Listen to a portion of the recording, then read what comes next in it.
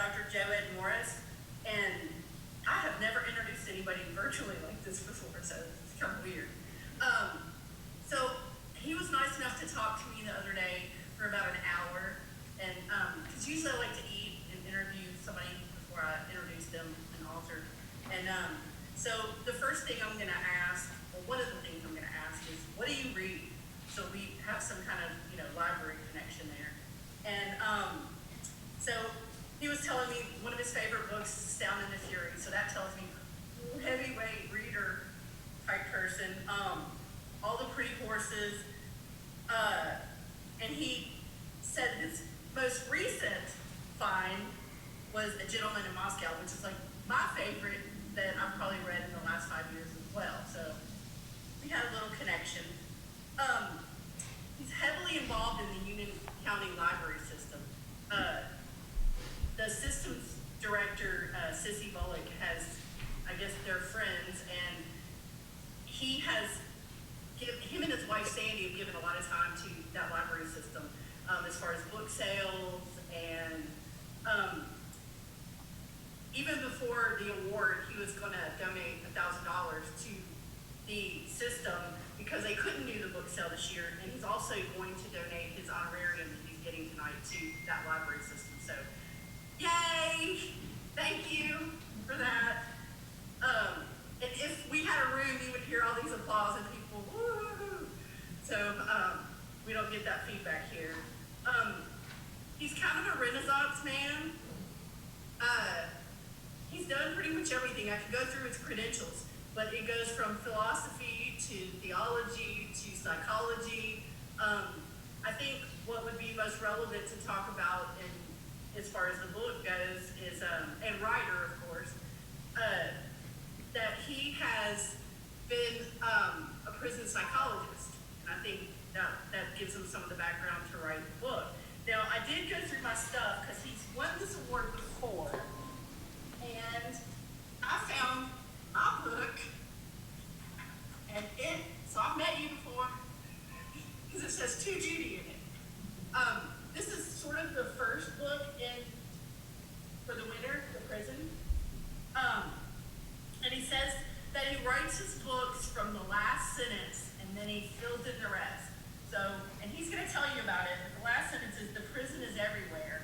And I know he's going to talk about the subject matter of the book, and I think the theme of the book is very relevant for today's situation and the things going on in today's world. So I hope he talks about that. He had a book come out May 21st called Torch, which he kindly is sending me a copy of. Thank you. Anyway, I think him and his wife are heavily embedded in their community, and they're very involved in the library. So we couldn't pick a person that is more of an advocate of the library, but also a writer, because he's an advocate of the library and a reader.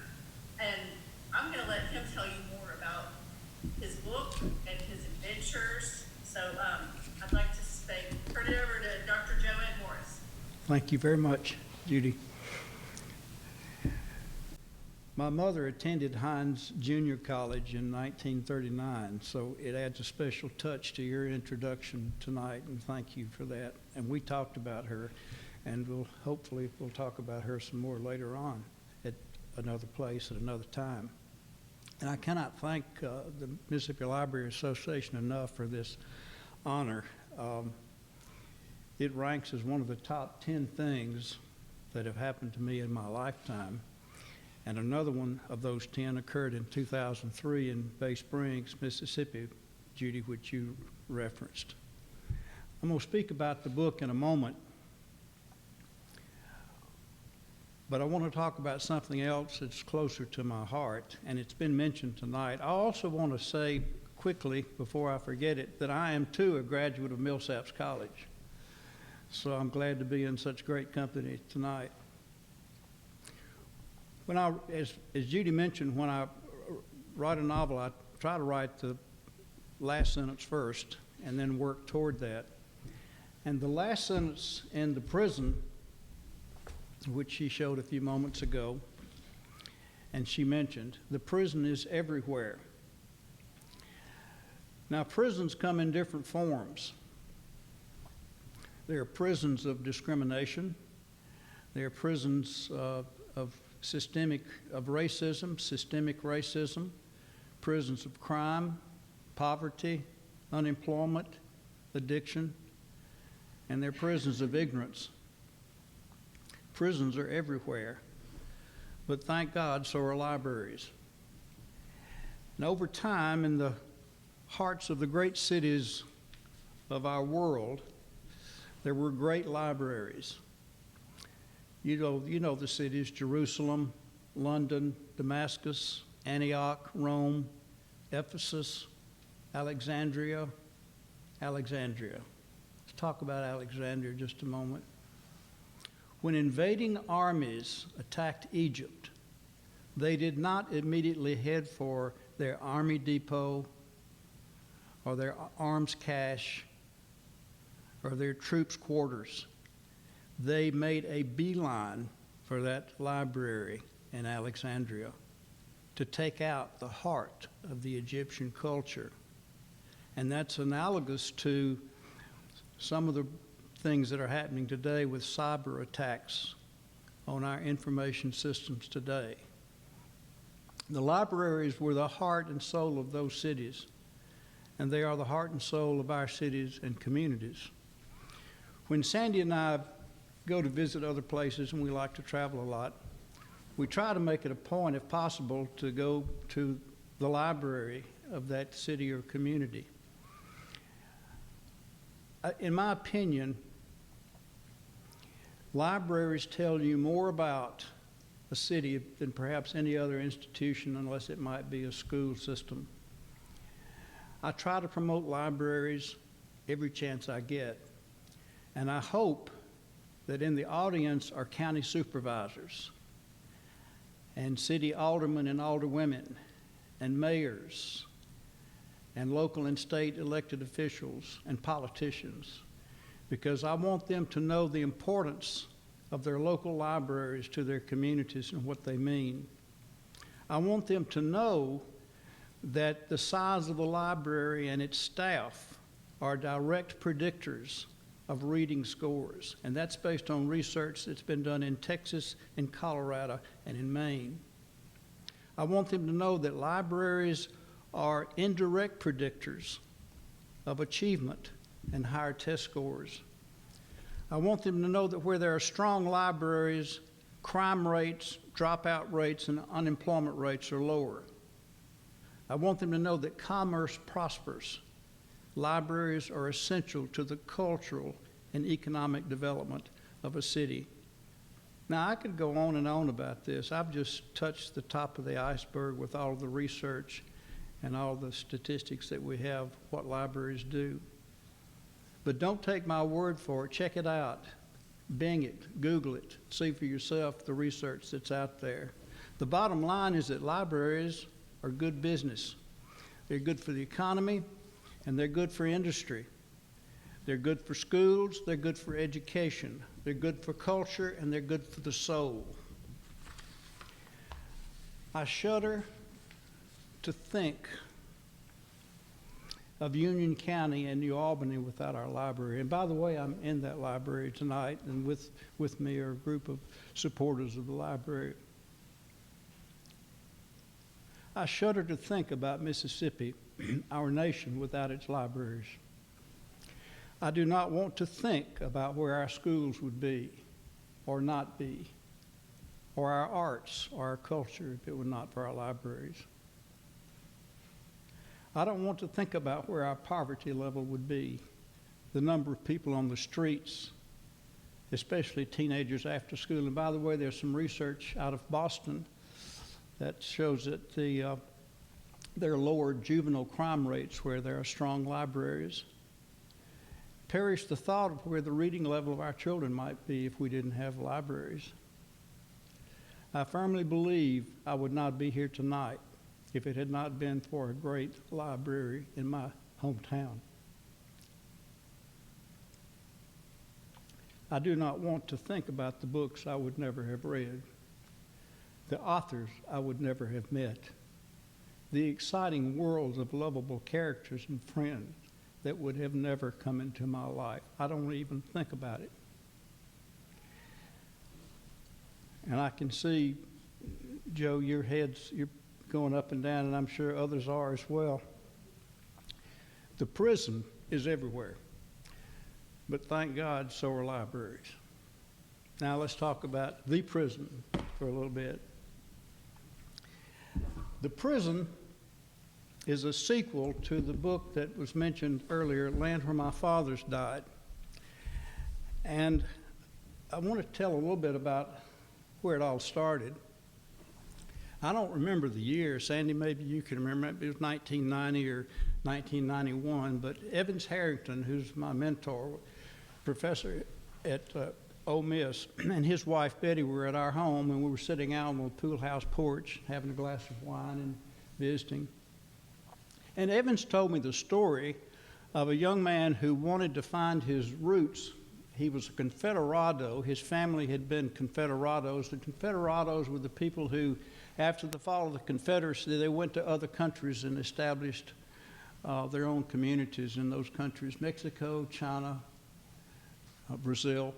And this particular gentleman had learned that his family was in Brazil. He did some research. This is Evans telling the story now.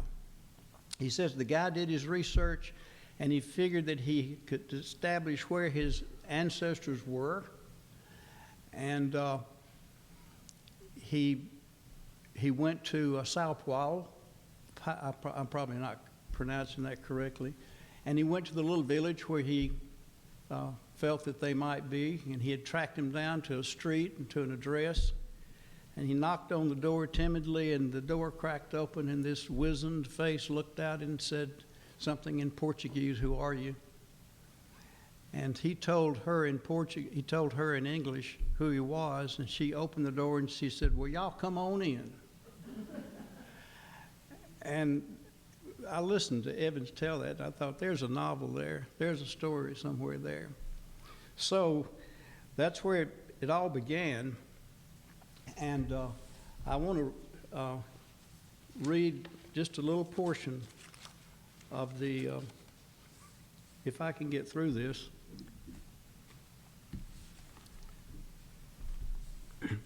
He's got these letters. Joe Shelby, Ferguson is his name. He's got these letters that he found in an old trunk establishing that his great-great-grandfather went with General J.O. Shelby into Mexico to establish another South. So he's carried the letters with him, and he's going down there, and we get to this point. And he finds this lady who is probably his great-great-aunt. We don't know. I mean, his great-aunt, or they're related anyway. Read the letters first, then read this, he said, handing her the paper from the registro, and I'll explain why I'm here. She took the letters, adjusting herself as if she were missing her bifocals, and read. He watched the pale hazel eyes move slowly down each page, watched them widen, the pupils grow larger, and her mouth open and drop further open, and the wrinkles spread out over the amazed face until she was finished, and her hands and the papers in them collapsed in her lap. "Well, I'll declare," she said, "if that doesn't beat all." The accent was there along with the idiom, the homegrown phraseology passed down through the generations of his parents and theirs before them, and further back still, and all of it voiced once more, an echo blown down the canyon of years. And he trembled at its sound and smiled. And she took out the towel and wiped his face, brushed away the tears that came unhurried down his bruised cheeks. Well, I would like to say that the prison is the sequel of Land Where My Fathers Died, but as I told Judy, actually it's a, what would you call it? It's if it's 4 books, what is it? A tetralogy, not a trilogy, but a tetralogy, because I wrote a sequel to Land Where My Fathers Died, and the title of it was Inherit the Land, and nobody was interested in it. I thought it was a decent sequel. So then I decided to write a third one, and it was called The Will. And so this book is actually the tetralogy of all those things that happened, because Joe Shelby, with his wife siding with him, took her father to court and got his land back and the mansion back that had been taken from them a century before. It's a long story. It's an epical type thing. But now there's a lot of water been under the bridge. Joe Shelby is not 24 years older anymore. He's 79. And he is not called Joe Shelby anymore. His wife has told him, she said, Joe is a woman's name. And Joe Shelby is for a Southern general, and they're not really in vogue these days. So they decided upon the name Shell. And that's where the story begins. And I would like to read that part to you.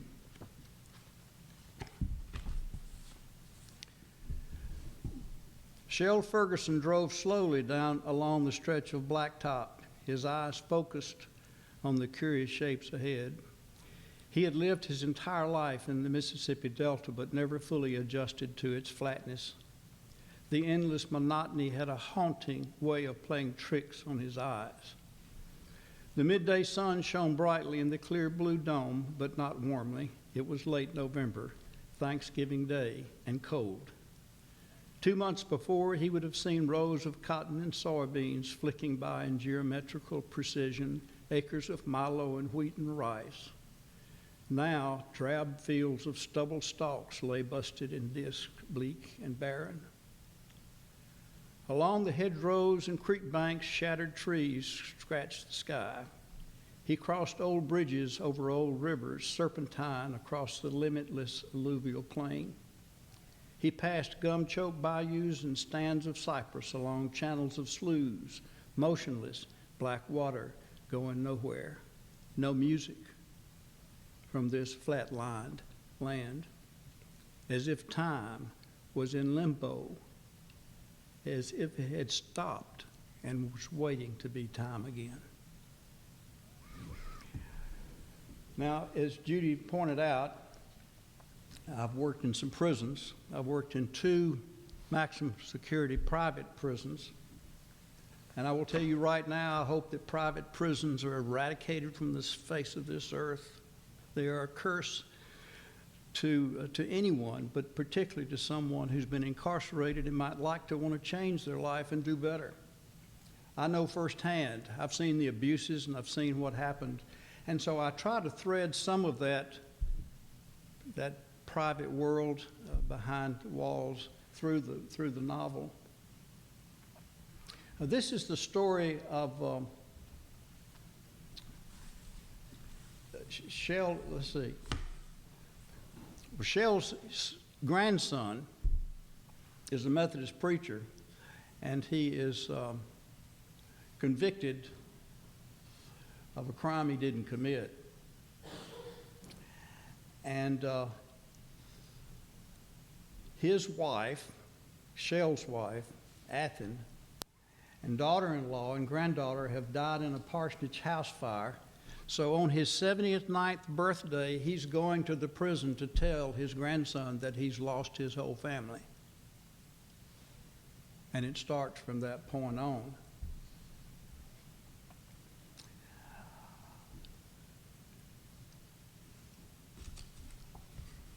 I want to read just a segment about when Cal, who's his grandson, is in prison. It was dark in the cell when Cal opened his eyes. Only meager reflected light from the outside security and indoor pod lights that burned 24/7. A loud buzzer had signaled the 3 a.m. count. Each time he awakened in the cool, empty solitude, smells of body odor, feces, urine, and flatulence assaulted his nose as his vision reconstructed the world around him. his eyes colliding first with the black steel bunk overhead before the rest of his small new world fell into place. He had been there a week, but it seemed like years. In that brief skin of time, you'd think he'd know where he was when he woke up. When he got out in 20 years, would his senses have to readjust all over again? Prison life so stamped upon them. In his world of sheltered grief and solitary anger, did it even matter where he was when he woke up? As long as he woke up. He kept hoping each time he went to sleep he would awaken, and like a fever breaking, the pain would go away. But each time he awakened, he was slammed anew by grief, by memories powering up from the darkness within. He kept waiting to hear the sound of his soul, but nothing came from that dark night. And then this, I've been to a lot of readings and heard authors read. And some of them will read these long segments, and I was about to go to sleep. So I just decided that when I read something, I want to give little short bursts, something maybe of a taste or flavor of what's between the book covers. Now this is, I don't want to tell you too much about this book because some of you may not have read it, and I'd like for you to read it. But I'm right toward the end now. And Cal has been, he's been freed. He's with his granddad. There's been this long chase where they saved a bunch of lives.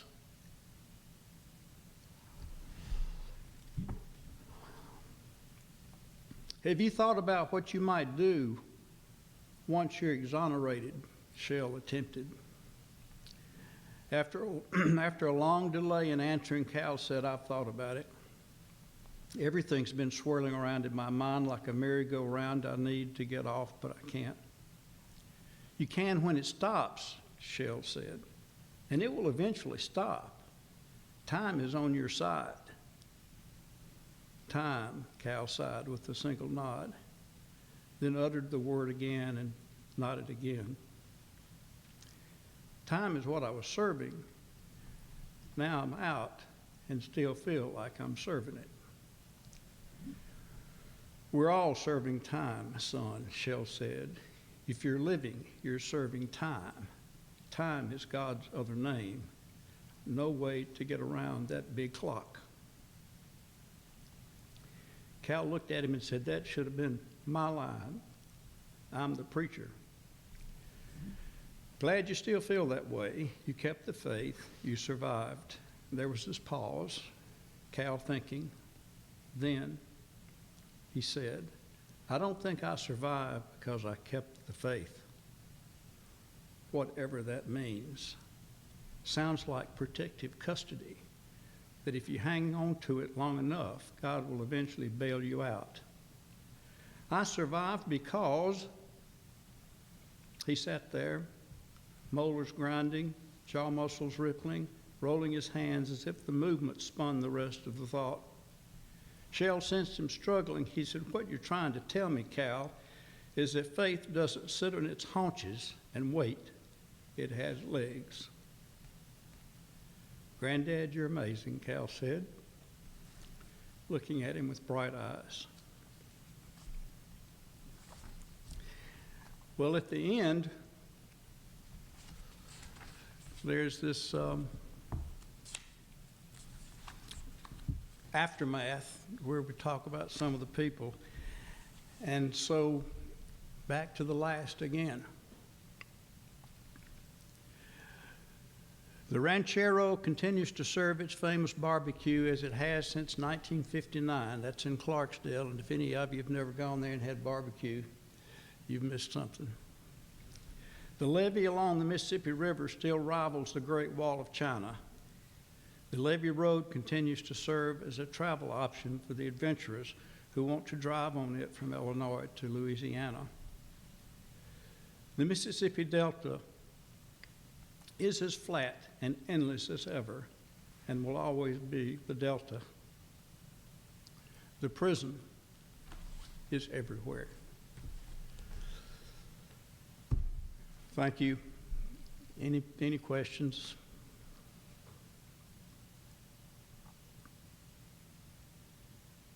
I have a question. Sure. It's not about the book though, but I know that one of the things that I wanted you to talk about is your mother Josie. So my boss Mary Beth Applin, who is also the president of the MLA this year, to know about her adventures at Hines Community College and the book you wrote about her. Well, yeah, I wrote the memoir, and it's with the University of Mississippi Press now. It's taken a while because of the COVID. It's going through the review stage, I think. She was at Hines Junior College in 1939, and while she was there, she went into a jewelry store to buy some merchandise, and a robbery occurred while she was in the jewelry store. And some of the people that are in this room tonight who know her are shaking their heads. They've heard this story before. So there was this lawyer who needed her to testify, and so several months went by, and she met this watchmaker in New Albany, and they fell in love, and they were scheduled to get married. And so she tells Ross Barnett, I cannot be your witness because I've got to get married. And Ross Barnett puts her up at the Heidelberg, wines and dines her and my dad.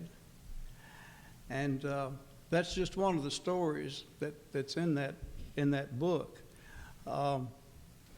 Ross Barnett, years later, comes into the jewelry store, and I'm in there sweeping the floor, and Mother's in the back, and my dad's up at the front, and Ross Barnett comes in handing out his cards and everything. And there was this big whoop from my mother, and she just, all this falderall about, here's Ross Barnett again. Well, my father was not he was not a fan of Ross Barnett. So they had an interesting discussion after that, all the hugging and the shouting and everything. She was a Renaissance woman.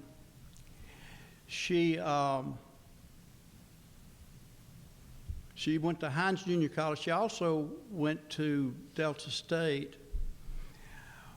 But she grew up with 7 other siblings on a dirt farm outside of New Albany, Mississippi. And my grandfather was not a wealthy person, but he made all these sacrifices to make sure that every one of his children got a college education, and they were all very successful. One was the mayor of Batesville for 35 years. Another established a timber empire in Oregon. And I could go on and on. But my mother married this watchmaker who had had a number of failures in his life. And he had opened a jewelry store in Jackson, Tennessee, and it went bankrupt. And she convinced him he could open another one. Well, what he didn't realize what he was getting into was she wanted him to open a jewelry store, but then she wanted to sell other things too. And she eventually ended up having a flower shop in that jewelry store. She ended up having a hat box. She sold hats in that jewelry store. She sold pianos in that jewelry store. She sold just about everything you could imagine in that jewelry store, and made it a place that drew customers from 2 or 3 different states to see the merchandise. I better shut up because I can just keep going on and on about my mama, you know. Hey, Mary Beth wanted me to let you know that we have all our yearbooks online now. And what was her maiden name? Ferguson. While she was at the junior. Would you believe Ferguson? Yep, it was Ferguson. Well, and the other side was Lamar. And I have to proudly say that my great-great-uncle was Lucius Quintus Cincinnatus Lamar. Well, we're going to look for her because we have, I'm going to can't find something about her in the archives, and I'll send it to you, because now I have your contact information. Yeah. And I also wanted to tell the committee that I also promised Joe Edd and Sandy tickets to the next author awards, even if I had to pay for it myself for next year, because they didn't get to come and eat dinner with us tonight. Well, there's this book called Torched I'd like for you to read.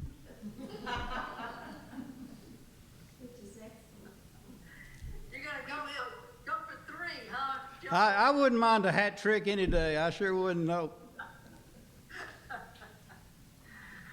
Well, I have to say, I'm pretty impressed. We need to be sure, I think we sent them the information, but we need to be sure that Millsaps knows that we had a hat trick for the Author Awards this year. So that's great. Do we have any questions for either Joe? I think if people want to ask, they can unmute themselves. I've been monitoring the chat, and just to let everybody know, Joe Hackle said that she will share that poem with us at a later date. And then just comments that Jeannie's already brought up about Dr. Morris. So those have been addressed. But if you want to unmute yourself, please feel free to make a comment or a question.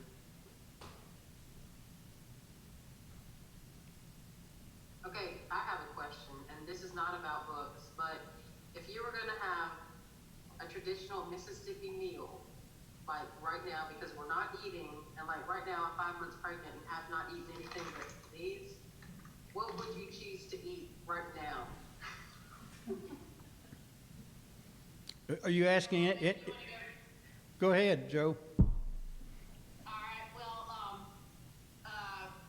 Some family members have been known to eat a squirrel or two, and I have had my share. It does not taste like chicken, no matter what they tell you, but that's kind of way out in the country. I think a traditional Mississippi meal for me, and at least something that stands out in my memory, is just associated with the experience of getting it and cooking it, is fried fish. My dad's a huge fisher person. He grows the trees, cuts down the trees, carves the lures. I grew up helping him do all that, and so we would take those lures out on the river or the pond, and we would try and catch us as many bass or brim as possible, and take them back home and invite all our friends and neighbors over and have a big fish fry. So, and of course, blackberry cobbler with blackberries that you picked yourself. There's nothing better. Oh, wow. That sounds great. I want to ask my wife what she would cook.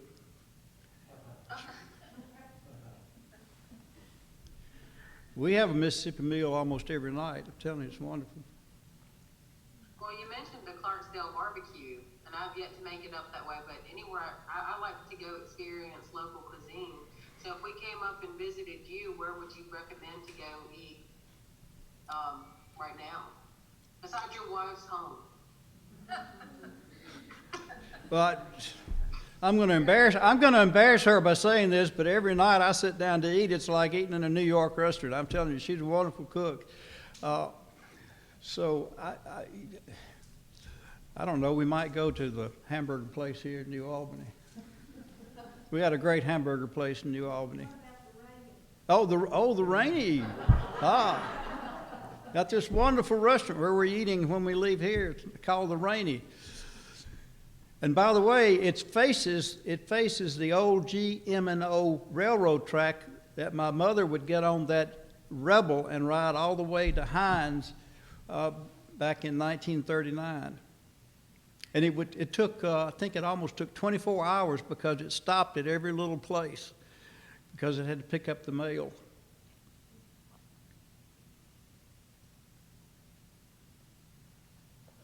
Any more questions? I would like to say something. This question hadn't been asked, but I get asked this question sometimes. What do you say to young people or to anyone who wants to write? And I've got three things, maybe four, but one is never give up, because this book Well, that's a different book. That's Torch. We won't talk about that tonight. But anyway, it takes a long time to put all this stuff together. And there were times that I almost gave up on the prison. I almost just told my wife, I said, I cannot finish this book. I pull a thread here and it unravels somewhere else. I mean, it just took forever to try to. It's got a lot of moving parts in it. And to get it to where it was running smooth, you just have to stay with it. Never give up. And then number 2 is read, read, and read. You should be reading as much time as you are spending in your writing time. And then number 3, never throw anything away. I've got files that are called scraps, and I just put them over there. Faulkner said, never throw anything away. He said he thought he was like a carpenter. He said, I might need this elbow joint. I might need this 2x4. I might need this 6-inch piece of enamel. And he had a place he kept everything. And so don't ever throw anything away. Comment from Gail. Comment from Gail. She says, I was in college at Millsaps with Joe Edd, and his story Torched is true. True in the sense that is how things were in Mississippi in the 1964. He wrote a book so strong that I had to put it down twice to work my mind around it. I hope you all will read it. That's very nice. Thank you very much. Very awesome. A really outstanding book. Okay, but that's what David said. It's an outstanding book. Next question is from Ellen Fagan. This is for both authors. What is the next book you'd like to read? Well, I just started Joe Edd's book, and I tell you what, I cannot put it down. I can't wait to finish it.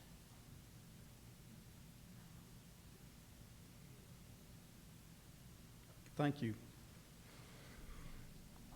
That person that just right before you, Joe, is David White. He was in, we were classmates together. We graduated from high school together. And some of his classmates are sitting in this room tonight. I'm so pleased that that your stories sort of all had a little bit of a connection, I think. If you had not read Heavy, a lot of things with the challenges of a family and mental illness and some of the things that, affect people's lives for such a long term as the characters in the prison also found really, really go together. And I think that that's such an important part of literature that you can share that experience if it's your experience, but you can also learn from that experience if it's not yours, and try to understand the rest of people's lives. And I think that's one of the most powerful things to me, how your stories do kind of all connect and make us think about how we act in the world. So I really thank you, all 3 of you, for sharing such inspiring and challenging stories. Probably not always easy to write, as you all indicated. So that is an important thing for us as library folks to remember, and also as readers to remember what experience literature has. And I think it is a great thing, not just as librarians, but as people, to share the stories that touch you and that mean things to you. I know that was really a great thing when we first were in the beginning time of the pandemic and everybody was staying home. All of the neighbors on our street, we all just put our favorite books in front of each other's mailboxes and traded off all up and down the street, and got to read some pretty interesting things and learn some things about each other that we probably never would have known.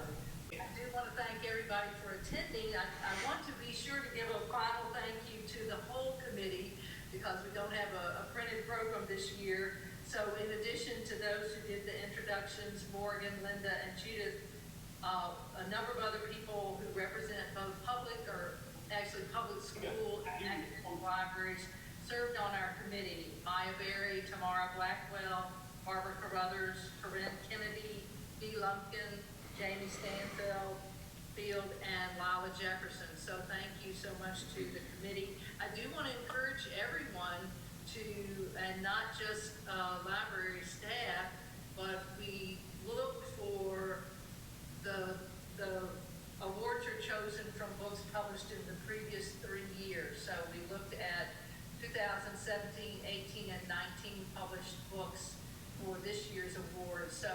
I do want to encourage people to recommend books to the committee. A lot of times, you all are relatively well-known authors, but a lot of times we have, don't know about an author from a particular area.